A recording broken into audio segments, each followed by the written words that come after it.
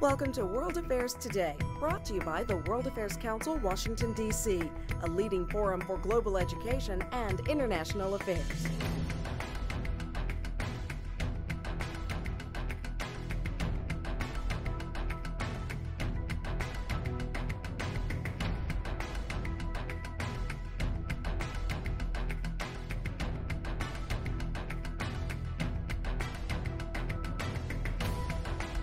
Good evening and welcome to the World Affairs Council, Washington, D.C. I'm Heidi Shoop, and on behalf of the Board of Directors and members, I welcome you here this evening.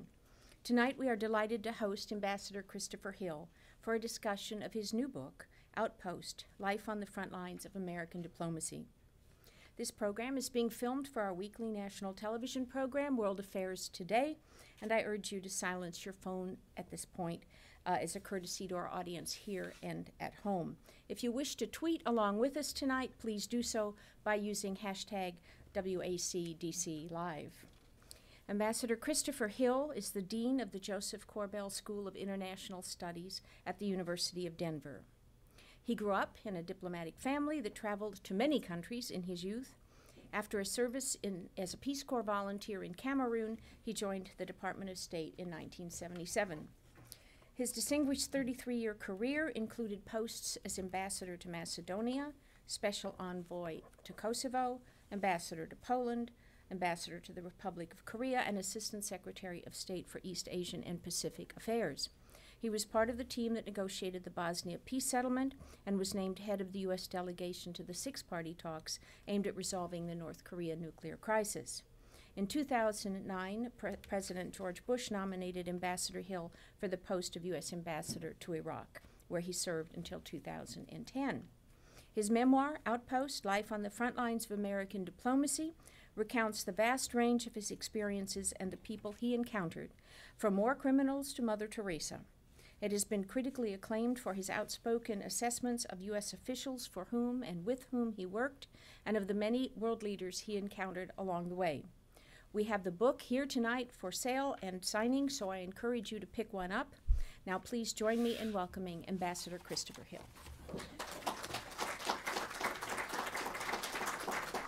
Hi. Well, thank you very much, and good to see some old friends here tonight. It's a pleasure to be here. You know, in the past, I would talk about what was going on during the six-party talks, all the problems we're having, etc. And now all I need to talk about is what's in the book and why I put it in the book. First of all, you're looking at someone who I never thought I'd write a book. It kind of never occurred to me. In the government, you write two-page memos, and when you get onto page 3, you're sort of in terra incognito. I mean, you're really not sure where to go with that. So people would always say to me, you need to write a book. I'd say, you're kidding me. I mean, unless I can write a two-page book, I'm really don't think I'm quite up to that. But my wife, especially Julie, was always there to encourage me in one way or another to put some of the stories that I would tell her and tell many people about the Foreign Service, and put some of those stories into a book. So I started actually just kind of writing stories, and then I found that you could get beyond two pages once you sort of figured out you need to learn to write long and start describing the room in which you're sitting, and then describing some of your thoughts. And I thought, why not? Because frequently I'd read press accounts of the six-party talks, and there'd be things like, Hill thinks this. And I go, how the heck does he know what I'm thinking? I mean, I don't even know what I'm thinking. And so, indeed, you can start sort of writing a book about what you were thinking at the time.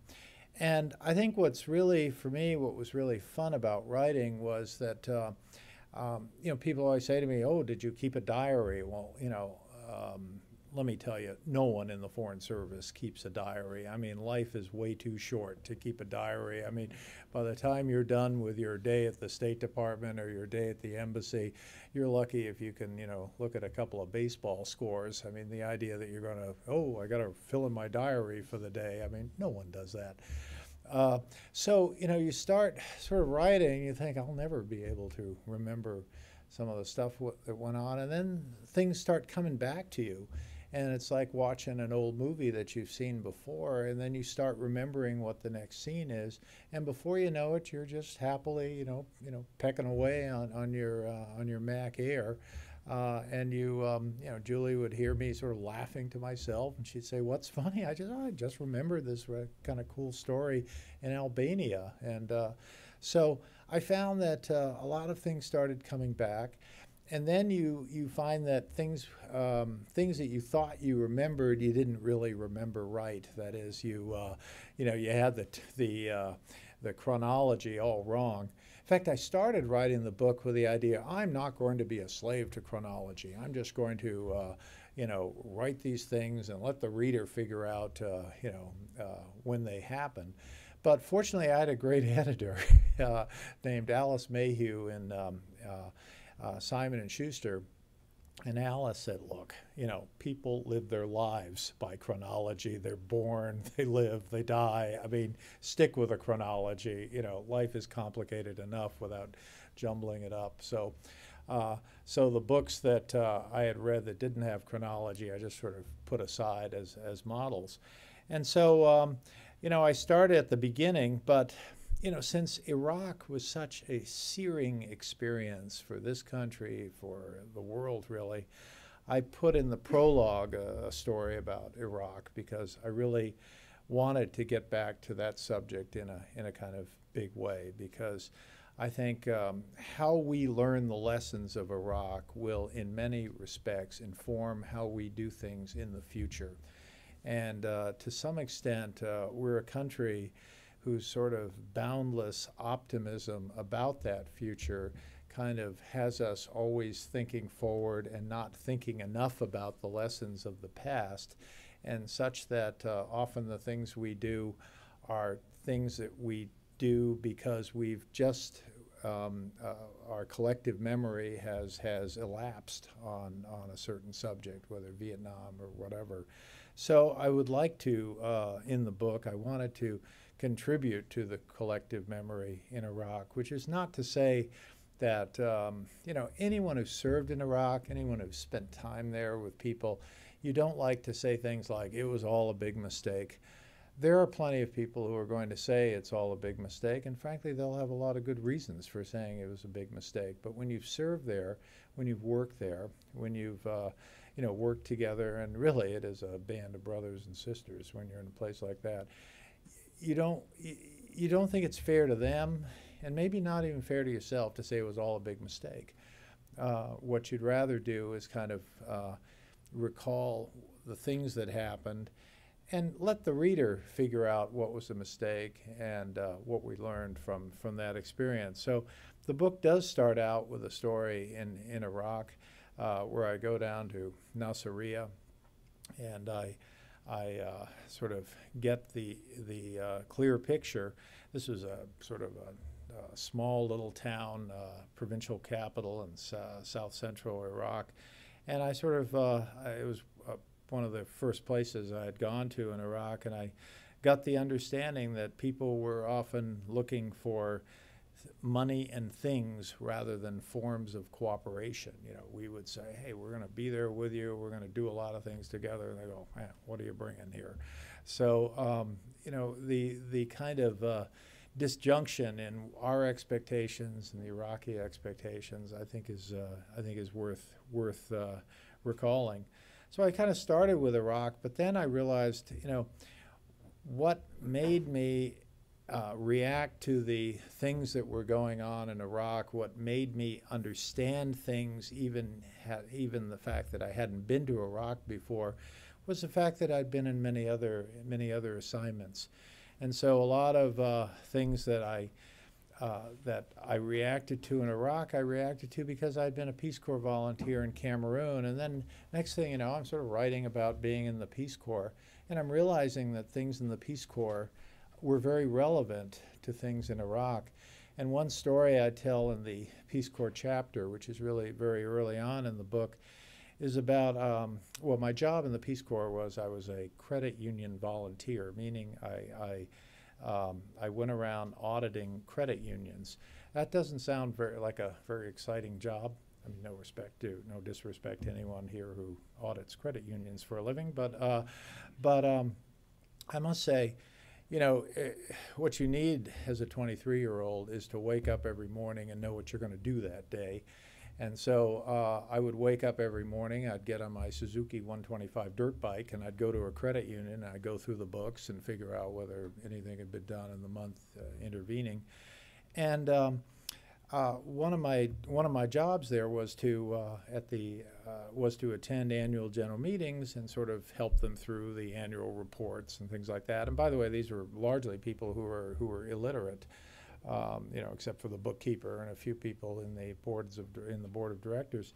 So I had this credit union that was a particularly bad credit union, all kinds of malfeasance. I took it to the supervisory board in the government. They agreed that I can confront the general membership on it. I confronted them on it. I said, you need a new board of directors. And everyone thanked me for it. I mean, people would stand up and say, thank you so much for exposing this. I felt pretty good about it, that I had managed in a way that, I was aware of, or I was concerned that I'd not get some panic from people, but everyone was just very grateful that I had overseen the issue there. And I said, now, we need to do something about this board. I pointed kind of accusingly at these people. I said, we have an election today, and I want to see us do something about this board. And they were kind of very unhappy with me. But everyone else was very, you go get them, fella. And so I felt very, very positive about it. And then I identified my reform board, and I had these, sundry people who I thought could do a better job than the 10 people who were in it. And so the way voting worked, it wasn't by show of hands, and certainly wasn't by a ballot, but it was in a large meadow there near this tea plantation. And the old board, they sort of stood out there, and the new board, they stood out there. And then you asked, then the voting began by people would just fill in and stand next to the board that they wanted to elect. And so everyone chose the old board. And, they had all been so grateful to me. And I found it perplexing that I'd completely been humiliated. But then when the annual general meeting ended and the party began and people were drinking palm wine and they were all thanking me, thanks for doing that, it was really great, Everyone liked me for it, but everyone completely rejected what I had done. And what I realized in that experience was I knew nothing about what was really going on among these people in this society, why they vote for some people, why they don't vote for some other people. And I realized be very careful about telling someone else who should be their leader. And I took that experience to the bank. And I took that experience throughout my life that, yes, I have opinions about who would make a better president of Albania than, and I have maybe better opinions than the Albanians, or I have better opinions than the Macedonians on who should be their prime minister. And I can certainly register those opinions in a kind of modest way, but I should not be trying to choose people's governments for them. And so when you fast forward to Iraq, I spend a lot of time going through the experience of dealing with the Iraqi leadership there. I mean, after all, the original sin, in my opinion, of what we did in Iraq was we went into a country and we took a country that was like every other Arab state in the Middle East, putting aside Syria, like every other Arab state in the Middle East apart from Syria, that was Sunni-led.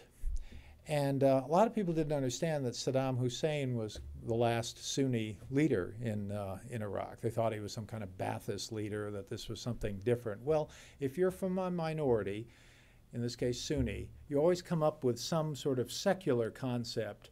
You don't want to say, well, I'm ruling this country as a Sunni. You say, I'm ruling this country as a Ba'athist, and you can be part of the Ba'athists as well. So it's kind of a cover for the fact that there was a sectarian dimension, a sectarian dimension to what Saddam Hussein was doing. So when we went into Iraq, we essentially flipped it. It became, instead of a Sunni-led country, a Shia-led country. This is a very powerful fact. And I don't think we ever understood it. In fact, we went in there and we had something called de-Baathification. And de-Baathification was to get these other sort of Baathist Nazis out, and we'd get, you know, good people who believed in democracy in. But I don't think we understood that de-Baathification within Iraq was seen as de-Sunnification. And for many Sunnis in Iraq, they never forgave us. They never forgave us for the fact that we swept the Sunnis out and brought the Shia in. And so our next order of business was to say to the Shia, but you need to reach out to the Sunnis. And the reaction was usually, do you have any idea what they've done to us in the last few centuries? And so you would say things like, well, you need to be like Nelson Mandela. And they go, who? So the idea of kind of reaching out to the being magnanimous was not considered such a virtue there. It was considered kind of a weakness. And so when you're dealing with a guy like Maliki, you're constantly, Nouri al-Maliki, I mean, this was a very, very difficult person to deal with. I mean, if he ever had charisma, it cleared up a long time ago. He was no fun to deal with. But he was also a person who really felt that the Sunnis had abused the Shia, and their ambition was to get back in power, and he wasn't going to allow it to happen. So along came the Sunni, all the Sunnis, basically all the Sunnis, joined in a party called Iraqiyya. And Iraqiyya was the Iraq National Party. Nothing to do with Sunnis. We're Iraq National Party. We believe in being Iraqis. Isn't that what you want, Americans? Well, the trouble was they would tell us that, but they'd tell each other quite something else. And one thing I learned from the Peace Corps is just because someone tells you something doesn't make it true, and it doesn't even make it what that person really believes. They may be telling each other other things. So you have a certain, you know, BS detector that you develop over 33 some years in the Foreign Service, and you realize they're not really leveling with you on that. So they come up with a something called the Iraq National Party, and lo and behold, they put a Shia in charge. Well, you know, you think, well, Maliki's a Shia, this guy's a Shia, so what's the fuss? We're out of the sectarian politics, we're into issues-based politics, except we weren't, because the Shia they put forward was a so-called secular Shia, which to some people is even better. Oh my goodness, he's not even a sectarian type, he's a secular type. That's what we want here. Well, that's wonderful, except that he did not represent Shia power. Shia power was represented among the Shia parties. And if you didn't figure that out as a foreigner, if you didn't figure that out as a foreign journalist, I can assure you every Iraqi understood that Iraqiyya was a Sunni party, and state of law, Maliki's party, was the main Shia party. And so it became a kind of nasty Shia Sunni issue. And if you didn't figure that out, you were going to have a lot of trouble there, you know, making your way. And so I did my best to say, look, it's looking like the Shia sooner or later are going to band together, and they sure did. And so the real issue, in fact, I found, and you'll see this through the book, the real judgment of democracy is not to achieve majority rule. It's, you know, anyone can achieve majority rule if you've got the majority. If people vote according to their sectarian identity, and you know the majority sectarian identity, you know who's going to win the election. So it's not majority rule that determines a democracy. It's how you treat the minorities that determines a good democracy.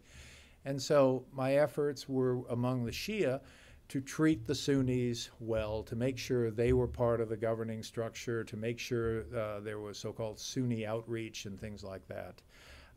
Alas, there was a lot of history in Iraq, and the Shia-Sunni issue had been some 1,300 years. And when you see a fault line that has extended for 1,300 years, pay attention to it, because it's probably something important. I think Americans too often have looked at the Middle East and said, oh, it's about Arabs and Israel.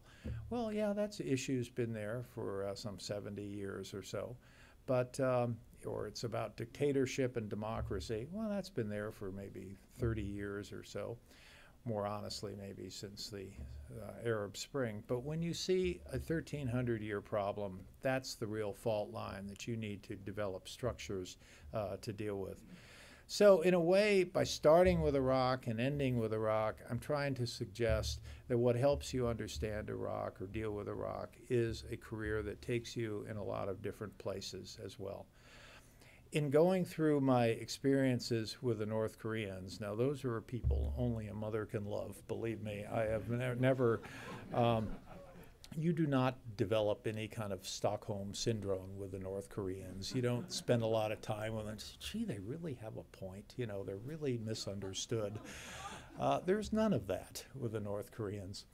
And the worst part of it in dealing with the North Koreans is even with people like Milosevic, to name one of the war criminals I dealt with, you know, you'd have a particularly bad session with Milosevic, and you say, can we have a little break here? And you'd go out in the corridor and you go, why did you just say that? Do you know how impossible it is for me to give in to that point that you've just mentioned? Oh, why did you say that? And then you have a little discussion in the corridor and you say, okay, you know, you need to get back on task. Well, you need to get back on task. Okay, we can work that out. And then you go back in and lo and behold, you can make some progress. With the North Koreans, you'd say, oh, can I take a little break here?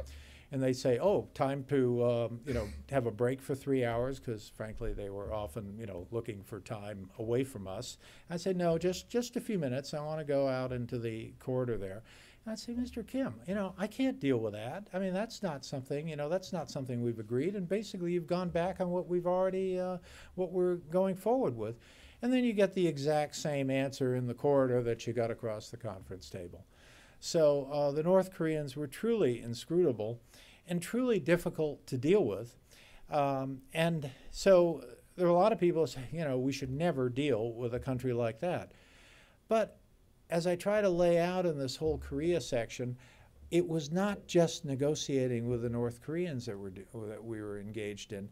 We had a very important relation. We have a very important relationship in East Asia Pacific. It's the relationship with the Republic of Korea. If you look at our partners, at our allies in that part of the world, there is none more important than the Republic of Korea. I would argue there's not an ally more important anywhere in the world than the Republic of Korea. And yet, we were completely out of sync with the Republic of Korea through the first Bush term. If you looked at polling data in the ROK, you could see that some upwards of 50% of South Koreans were blaming the United States for the fact that North Korea had nuclear ambitions. So when you put yourself in the position where 50% of your allies are blaming you for North Korea, you know you have a problem and you know you're doing something wrong. And so I felt it was very important, and I kind of go through my opening meetings with Condoleezza Rice and with Steve Hadley, why I felt it was very important to engage with North Korea, to embrace this whole concept of the six-party talks, and to close up that gap with South Korea, and to begin to establish, in Condoleezza Rice's phrase, patterns of cooperation with China. Because whatever one thinks about China, they are, to be sure, a challenge. There's to be sure an element of discourse, of confrontation with China, but there's a huge element of cooperation, and we need to make sure that that element of cooperation exceeds the other elements in the future as we go forward. So a lot of what we're doing in that six-party process was to establish these patterns of cooperation, to look for ways to cooperate with these countries, and what better place to start than with the always cuddly little North Koreans, because if China can't be brought around to the view that North Korea is, at a minimum, bad for business, then I think we're going to have trouble dealing with China in the future. And so I felt it was very important to have a pattern where we were on the side of the Chinese, working to get the North Koreans to disabuse themselves of these nuclear weapons. So I kind of go through that and try to explain that in diplomacy there are a lot of carom shots. You're not always trying to just go right to the hole. You're trying to do other things as you go through the game, and I hope that comes across. I also, and related to North Korea, you have to talk to bad guys. I mean, you have to talk to people you don't agree with. And that, there's a dilemma there, because in order to get people to do things they don't want to do, you have to create a kind of relationship. I must say it was difficult to do with the North Koreans for the reasons I described a few minutes ago, but you have to in some way kind of create a relationship where they don't want to do it, but they value the relationship with you, and they go, okay, we'll do it because the relationship with you is more important to us than the flack I'm going to get for doing the other. And I explain this time and time again in these negotiations, but they're especially important when you go in front of someone like Milosevic, because you can't really build that relationship, because frankly you'd like to see him in prison, and yet you're trying to get him to do things that he doesn't want to do and you need him to do. So so to some people this would seem kind of two-faced. You're being nice to him when you really want to see him in prison, but in another respect, what you do is try to keep it narrowly focused on what you're trying to accomplish. Always bear in mind when you go into the room what it is you're trying to get out of that conversation, and don't just go in to have conversation's sake, because you'll be criticized back in Washington. They're kind of watching you. What are you doing? Oh, he must like the North Koreans. He talked to them 3 times last week. So you have to kind of deal with those issues, and I hope that comes across in the book. Toward the end, mainly because my fingers were getting tired in writing this book, I start making some broader points. I especially do that in the epilogue, and I think to some extent our country has kind of lost our way to some extent. I mean, this idea that we have to be the world's nanny brigade and telling everyone to be more like us and kind of waving our finger at them. And by the way, this is a malady you get from the right wing, to be sure, but also the left wing, that every country needs to kind of embrace our democracy. And I try to even draw a distinction between human rights, which is a firm, internationally sanctioned issue. You don't beat your prisoners. You don't do certain things. And so I make the point, I think we always ought to be clear about human rights, but I think we need to be a little more careful in how we do democracy promotion. I mean, I'm of the view that democracy is the best way to protect human rights, and that's why I'm a strong believer in it. But going and beating countries over the head to have a system like us is probably not going to get us anywhere. And so I think we need to be a little careful with how we deal with some of these countries on this. Overall, the tone of the book, I won't say, I like to think it's not one of those score-settling books. I go after a couple of people, one of whom was the former Vice President, Dick Cheney. He has a whole chapter in his book devoted to what a terrible person I am, and what I just thought I should return the favor. So he comes in for a little flack, but generally I really tried to avoid that kind of issue. The people I don't like, you see who they are, but they tend to be unnamed, which is the real way to get people. Don't mention them in your book.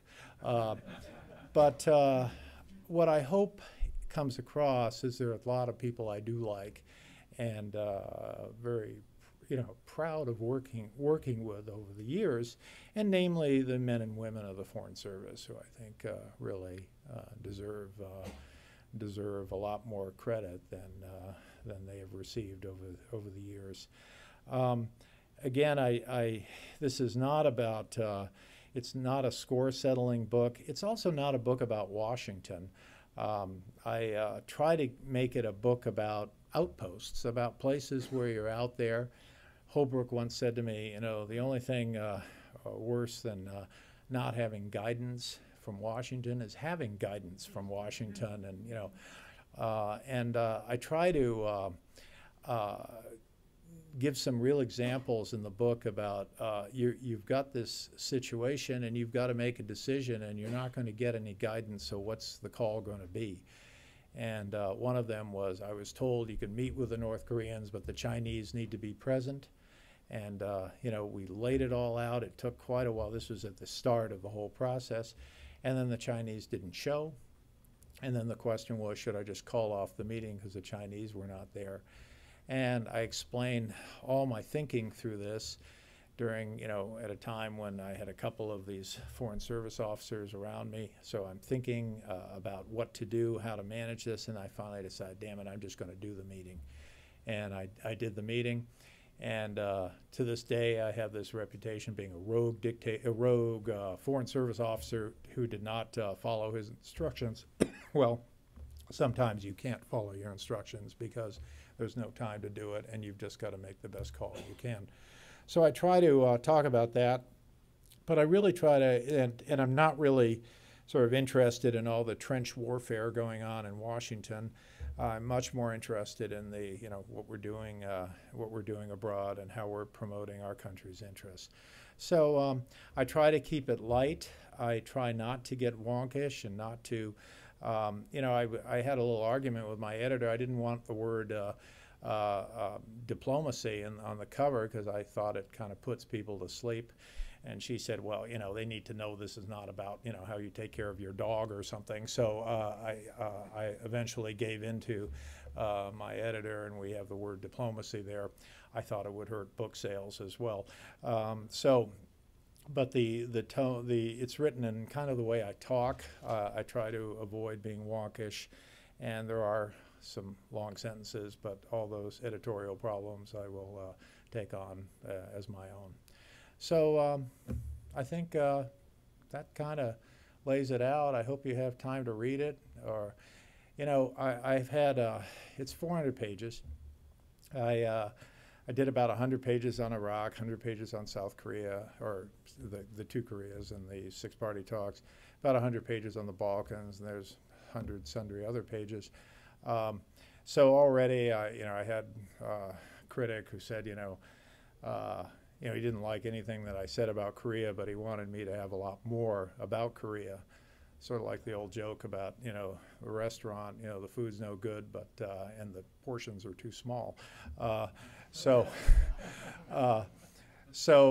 Maybe I'll write a book someday about, giving chapter and verse on what happened in the six-party talks. But I think in 100 pages, you certainly get the sense of it.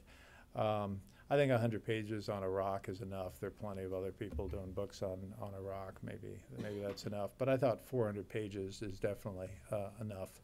And I didn't want people to have to pretend they'd read it when they met me. But I think 400 pages is quite doable.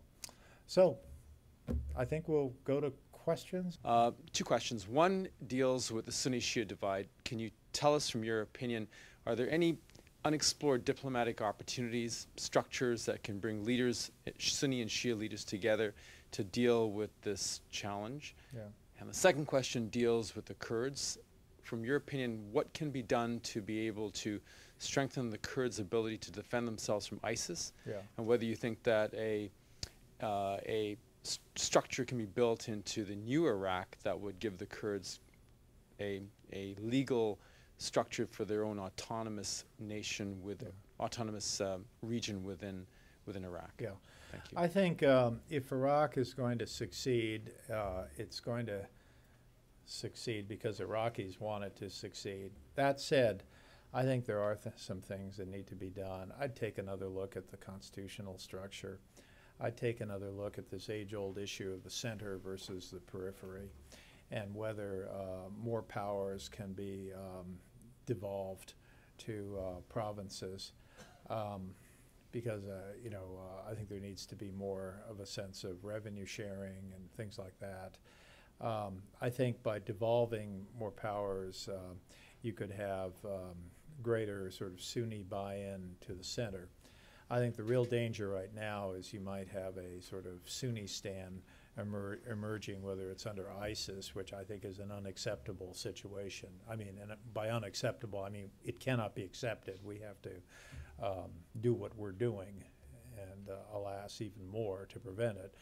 But I don't want to see a Sunnistan created that would probably involve you know, border adjustments with Syria. I mean, anyone who looks at one of these problems immediately says, well, let's fix the borders. Well, you know, those that Sykes-Picot line, I mean, there are Sykes-Picot lines all over the world, and certainly all over the Middle East, and I think you're into a world of hurt when you start playing around with that. So I'd be careful with that, and I'd start with a constitutional process where the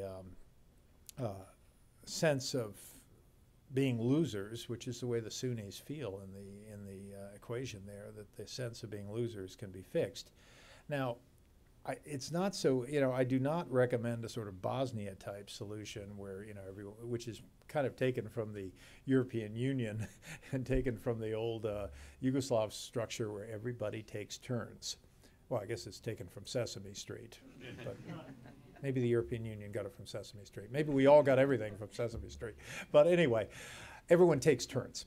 And I don't think that's going to work, especially if you look in the Middle East. One country is Shia majority and with Shia power. There are other Shia majority countries like Bahrain, but one country, the Shia have emerged, you know, to run the country. That's Iraq, and I think that's too much to ask them to take away from them. So I don't recommend that kind of. I mean, there's another model for it. It's in Lebanon, where there's constitutional requirement of various positions being held by various sectarian communities. In Iraq, you have that implicitly, and I kind of like to keep it implicitly. Someday, in the fullness of time, there might be issues-based parties. You know, parties based on big government, small government. You know, maybe Iraq will get its own neoconservatives. You know, but right now it's sectarian. With regard to the second issue, you know, people think that Kurdistan or the KRG, Kurdish Regional Government, that they're a flight risk, and that for that reason, you know, we've been very careful not to give them heavier weapons, very careful, being very careful how we deal with them. And I understand that, because if Kurdistan were to leave Iraq, it would certainly make the whole project of Iraq, whatever one thinks of it, and again, I want the historians to sort that out, but the whole project, it would be a pretty huge failure if it ends up in dismemberment. But I don't think the Kurds want to do something that's contrary to the U.S. wishes. I think they've, and I've spent a lot of time with Masoud Barzani, and Barzani, you know, made very clear we want to be part of the solution. And so I don't think they would want to step out of Iraq if we didn't want them or if we didn't acquiesce on that. I think they have that message.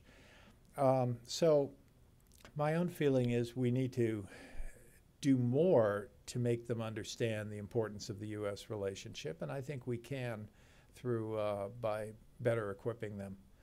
And I think we're beginning to do a good job. You know, Julie and I were in Australia a few weeks ago. I met the head of the Australian Air Force, and I said, so what are you doing in the ISIS situation? He said, we're gun running. You know, we're buying Kalashnikovs from Albania and shipping them up to Erbil and stuff like that. You know, I think a lot of countries are trying to help the Kurds, but I think more needs to be done in terms of their armament.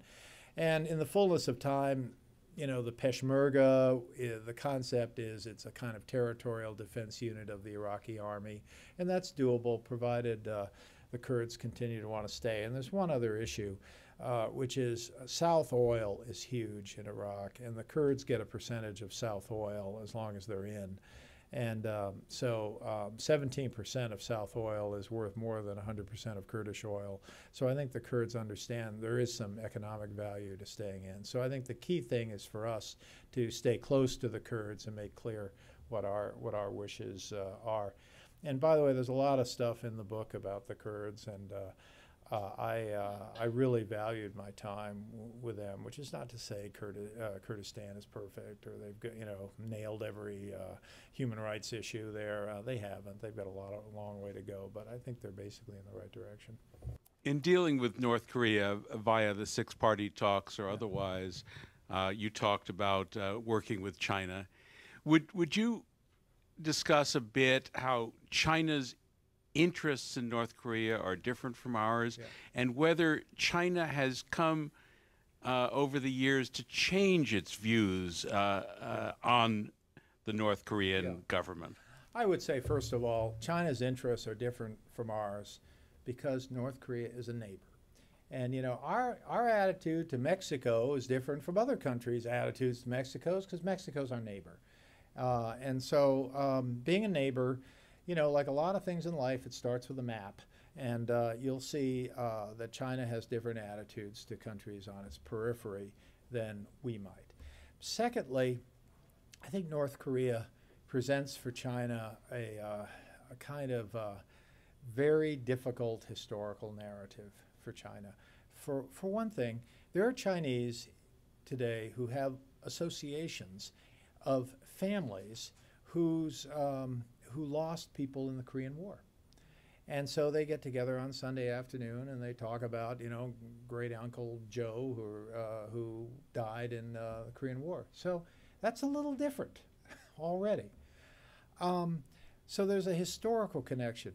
But then I think it gets even more cosmic and even more serious. And that's in the following. A lot of people, you read a newspaper and the question, why doesn't China do more to, you know, get rid of North Korea?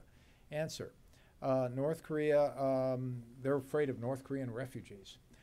I would put that issue way down there. I think the real issue for the Chinese is if North Korea goes down and South Korea is the succeeding power, takes over from North Korea, that's a victory for America and a defeat for China. You know, that's simple. Kind of zero-sum thinking. Win-win is not something they've mastered. I mean, win-win is the name of some Burmese dissident or something. I don't think they've quite understood it as a concept. And so I think that is a big problem. Moreover, if North Korea goes down, you know, you have a very delicate and very really ongoing issue within China about those who want to reform fast and those who kind of want to go slow. And what happens if the neighboring Marxist-Leninist country, not that North Korea's economy or ideology has much to do with China's ideology today, but the neighboring Marxist-Leninist country goes down, how does that affect that debate, that kind of delicate debate between reformers and non-reformers? And I think people see it as kind of having unintended consequences and some dangers, and so they'd rather not deal with it. And finally, they don't seem to look at nuclear weapons the way we look at nuclear weapons. We look at nuclear weapons because we would say, oh my gosh, if North Korea has them, next thing you know, Japan's going to have them. That's going to be a huge problem. What are we going to do? The Chinese don't seem to see nuclear weapons. I mean, we have whole think tanks devoted to the issue of, you know, these kind of cosmic issues of, you know, I mean, we've had decades of thinking about nuclear weapons as an element of grand strategy. And the Chinese, I don't think in those terms. And for those who say, oh, they're always thinking way ahead, they're not. They're struggling like the rest of us to get through to next Tuesday, and that's, you know, that's long-range thinking in China. So I really don't buy the argument that they're wiser than we are. I think in many respects, you know, Xi Jinping has a far worse inbox than we do and has to deal with a lot more problems. So. My name is Tanaka. I'm from Japanese NHK TV reporter. And NHK. I was the NHK. I know you well. Yeah. Whenever you came to Beijing, I am the one who ran after you when six-party talks happened in Beijing. And yeah. I Remember always we had the paparazzi reception and I made you check your pens at the door and you kept your pen with you. Yeah. And would you like to tell me about your personal impression about North Korean representative Mr. Kim Kye-gang and Chinese representative Wu Dawei, and if possible, Japanese representative, your personal impression? Yeah, thank you. Yeah, I mean, I don't think Kim Kye-gwan was a you know, competent North Korean negotiator, certainly competent, but when I talked to him, I made sure the note taker got everything down because I think North Korea is a very centralized system. And when you're talking to the North Koreans, you better make sure that what you're saying is getting back to Pyongyang where the real decisions are made. So, you know, Kim Dae-gwan was fine as far as he went. I think the Chinese had I mean, one of probably my closest relationships, personal relationships in the six-party talks were with the Chinese, with Wu Dawei. Came at things very differently from me. I mean, this is someone who'd been through the Cultural Revolution. I mean, Wu had seen a lot of China's history, and he knew about the rest of the 4,000-year history. And I think he kind of understood that what we were really doing was to help build a foundation for the growth in the U.S.-China relationship. Certainly, Kenichiro Sasai was, you know, just a marvelous, wonderful diplomat that whose advice, whose counsel, whose friendship I valued greatly throughout the process. We were very close throughout, and really a credit to his country. And I think all Japanese people should be very proud of Kenichiro Sasai, who was the person I worked with the most. And I think he's here in Washington as well. So, you know, people always say, oh, you know, what if, shouldn't it have been 8-party talks or 12-party talks or 112-party talks? This was not about the format. I mean, the format was fine. This was about a country that simply didn't want to give up its nuclear weapons. And we put everything on the table and said, you know, what do you want? We're prepared to do a lot for you, but you have to give up their nuclear weapons. And they basically walked away from the deal because they wanted their nuclear weapons more than they wanted recognition, more than they wanted economic assistance, more than they wanted energy. They wanted their nuclear weapons. And I think any fair reading of what we did would say we tried. We put everything on the table for them. And by the way, it is utter nonsense that we gave things away to them. We gave increments while they gave us increments, step by step, action for action. I think it was basically the right thing to do. Ambassador Hill, I'm Mark Wall. We worked for several months together in Baghdad in 2009, but we crossed paths last year when I was at the University of Wyoming. And you visited at the Dick Cheney Center. Oh, well, right. And I'm very curious. I'd be curious to know if you used the photo that I took of you on your cell phone with you sitting in front of the sign of the Liz and Dick Cheney Center. I sure did. I'm working on a website, and when I find a website, I'll put it on there. Yeah. But no, what I wanted to ask was actually two questions. One, when we chatted last year, you were debating what you were going to use as a title for your book. Yeah. So I'd be curious why you chose the title Outpost and what it means to you. Yeah. But secondly, were there any diplomatic memoirs that you particularly liked in writing the book and that might have served as a kind of model for what you did? Yeah. There's no real model for it, I must say. There were a lot of memoirs I mean, I liked Kissinger, but it was kind of too dense for what I wanted to do with it. And then I would occasionally read these British memoirs written by British diplomats that were out in the field, and that was more the kind of mood I wanted to establish. Although sometimes the Brits were just having much too much fun writing them. And not enough sort of explaining why these issues are absolutely crucial to the future of the universe, which is a point I wanted to get to. So I found myself kind of taking different kinds of models. Why Outpost? My editor, Alice Mayhew, thought of Outpost. And at first I said, no, you know, I mean, Beijing, an outpost, Seoul, an outpost. I mean, but then I realized that for many Americans, anything outside of Washington, including Denver, is an outpost.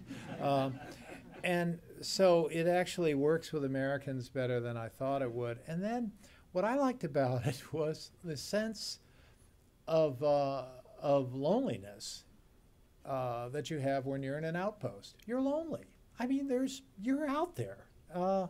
And, you know, you're making decisions and you hope you've got enough situational awareness that it's the right decision, but you're not really sure because you're out there and you really don't know what's going on. And by the way, that hasn't changed with the internet. It really hasn't. I mean, I had so many people in Washington who could follow what we did minute by minute in Baghdad through the internet, through emails, et cetera, but they still didn't have a clue. So you have to be there. So I felt, you know, for me, Outpost was almost a metaphor for that feeling of loneliness.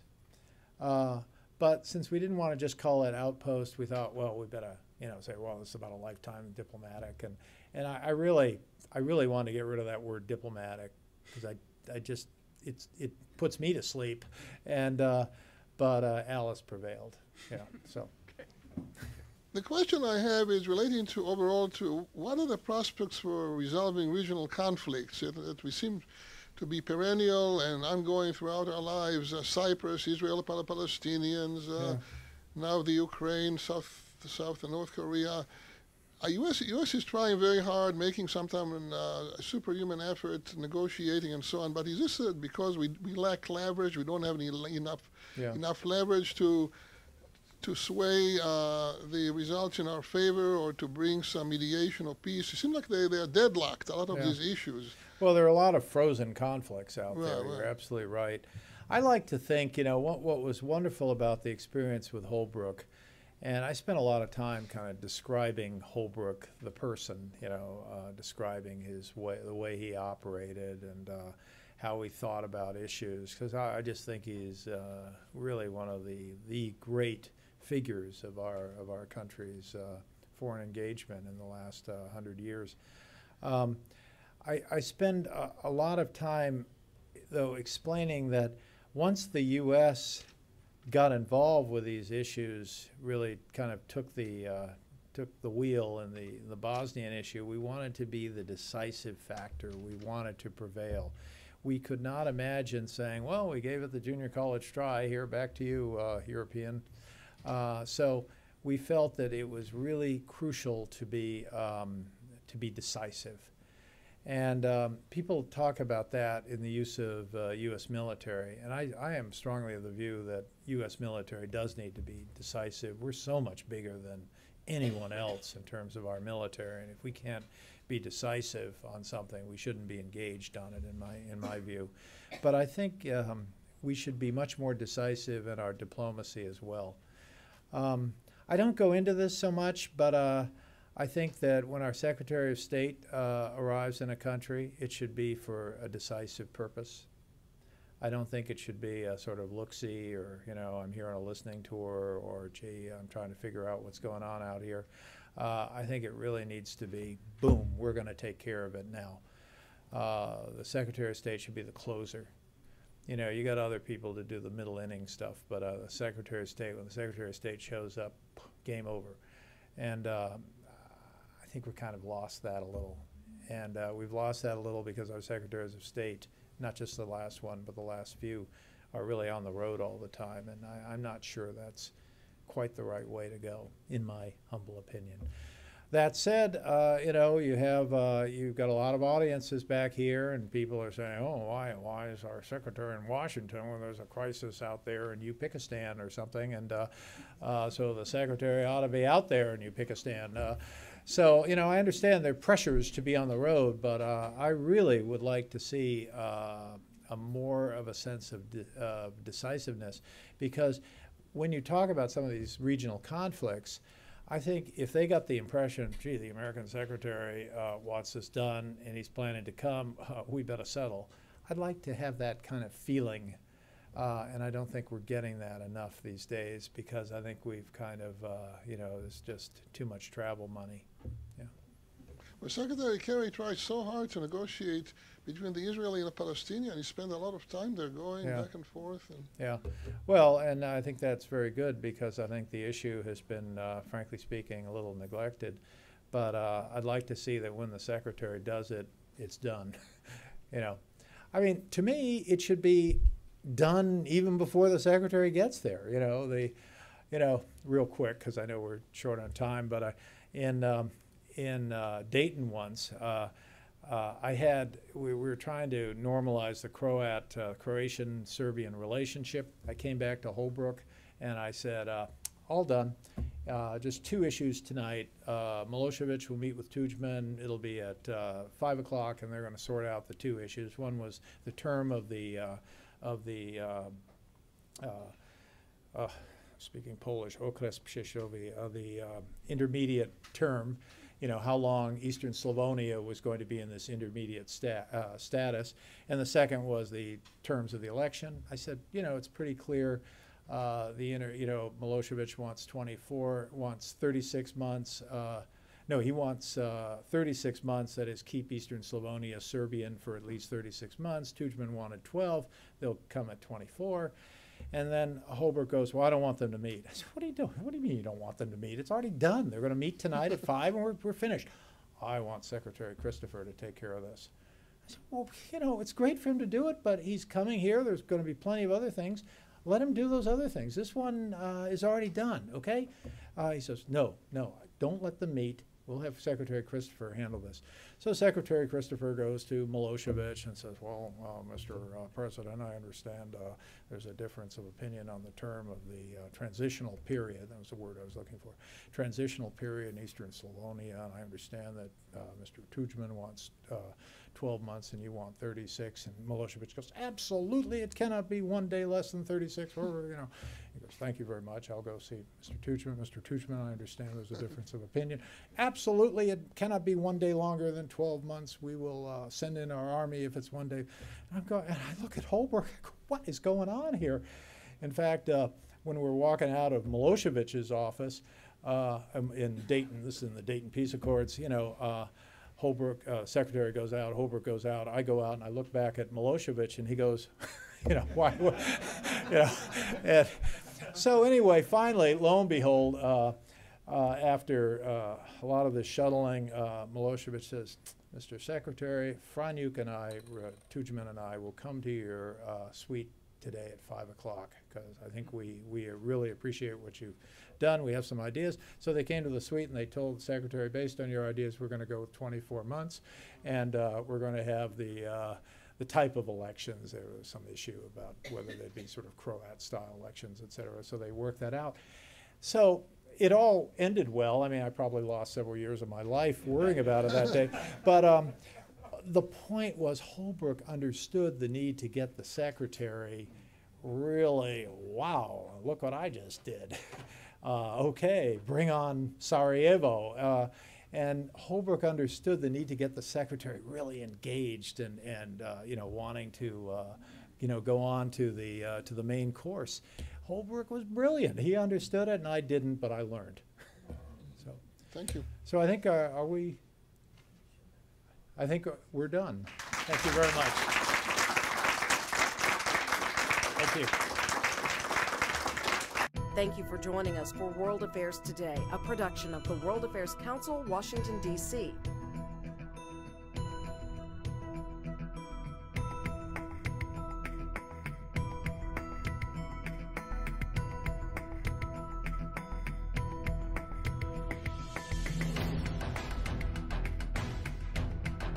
Stay connected with us at www.worldaffairstoday.org.